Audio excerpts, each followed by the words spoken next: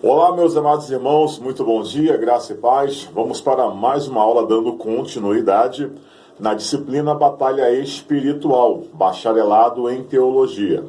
Eu sou o evangelista Wellington Roberto Marinho e vamos nessa. Antes, uma breve oração.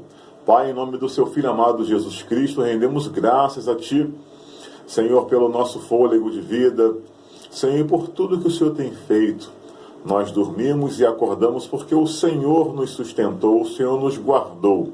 Senhor, e nesta ministração peço que o Espírito Santo me oriente. Senhor, me ajude, Senhor, colocando palavra nos meus lábios. Senhor Jesus, e que seja a ministração para um bom entendimento dos ouvintes. É assim que eu oro. Senhor, entregando todos do seminário em suas mãos, em nome de Jesus. Bom, vamos lá. A queda do homem não contradiz a presença do bem no mundo.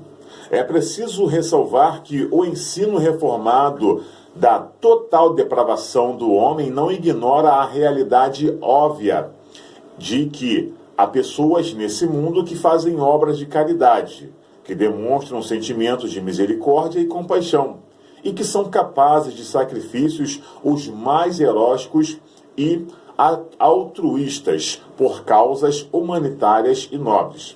Apenas atribui tais fatos não à natureza do homem em si, mas ao que denomina de a graça comum de Deus. Com isso, os reformados designam aquelas operações graciosas e soberanas da providência de Deus, pelo seu Espírito na humanidade em geral, restringindo as corrupções e as tendências malignas dos corações e promovendo atitudes de misericórdia, independentemente das crenças religiosas das pessoas, com o objetivo de preservar por mais um tempo o convívio humano, a existência da sociedade e a sobrevivência da raça humana.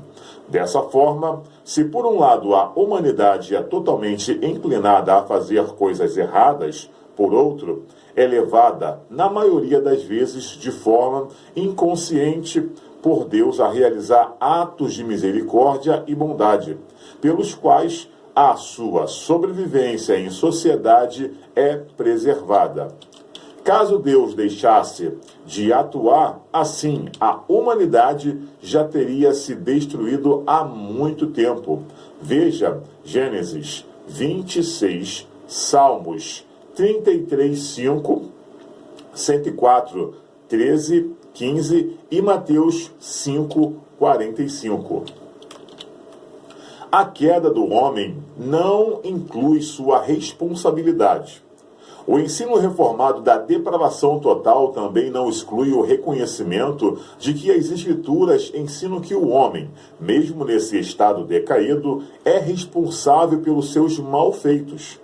Alguns estudiosos alegam que o homem não pode ser responsabilizado pelos seus atos pecaminosos desde que há irresistivelmente inclinado a praticá-los.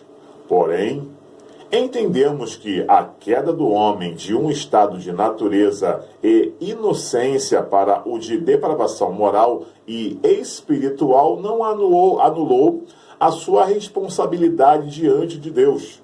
As Escrituras, mesmo afirmando a depravação moral e espiritual de pessoas, avisa-as que são responsabilizadas por Deus pelos seus atos e que sofrem as consequências dos mesmos. Provérbios 5, 22, 8. Jeremias 21, 14. Romanos 6, 21 ao 23. 2 Coríntios 5, 10. Gálatas 6, 8, 9. Não é difícil constatar que frequentemente sofremos com os resultados de decisões, palavras e atitudes erradas que tomamos. A preguiça tem trazido pobreza a muitos. Uma vida desregrada traz doenças. A falta de domínio próprio tem provocado reações que levam ao homicídio, à embriaguez e ao uso de drogas, tem provocado reações que levam sofrimentos indicíveis aos seus usuários e familiares. O amor ao dinheiro, a cobiça e a inveja têm traspassado a muitos com muitas dores. Nas palavras do escritor Jules Romains, de 1885 a 1972. Se nossa época, se nossa civilização corre em uma catástrofe, isso se dá menos por cegueira do que por preguiça e por falta de mérito. Esse é o ponto de que desejamos enfocar nessa parte do nosso estrutural que sempre aflige a humanidade, é fruto, em primeiro lugar, dos pecados que ela comete. A humanidade, em geral, é responsável, em grande medida, pelo sofrimento moral, espiritual e físico que suporta durante sua existência. A verdade é que há muitos e muitos casos em que pessoas sofrem como consequência, não de seus erros, mas dos erros dos outros. Como, por exemplo, os pais que perdem um filho atropelado por um motorista bêbado, ou os civis que sofrem durante uma guerra. Negar isso seria uma cruel. Não, mas não é esse o nosso ponto. O que estamos querendo dizer é que, ou por nossa culpa, ou pela os outros humanos, grande parte da miséria que nós acomete tem como raiz última esse estado de depravação e corrupção a que a desobediência dos nossos primeiros pais nos lançou. Desobediência essa na qual incorremos por nós mesmos, pois até mesmo as catástrofes naturais, como terremotos, ciclones, secas e dilúvios, são atribuídos na Bíblia e desordem cósmica gerada pela queda do homem no jardim do Éden. Gênesis 3, 17, 18, Romanos 8, 20 a 22. A coordenação e o castigo de Deus. Essa é a segunda consequência da queda que desejo enfatizar. A humanidade não somente vive num estado lastimável de depravação espiritual, provocando muitas dores em si mesma, ela está debaixo do mais severo juízo de Deus por causa do estado de rebelião em que vive, atraindo sobre si castigos temporais impostos por ele.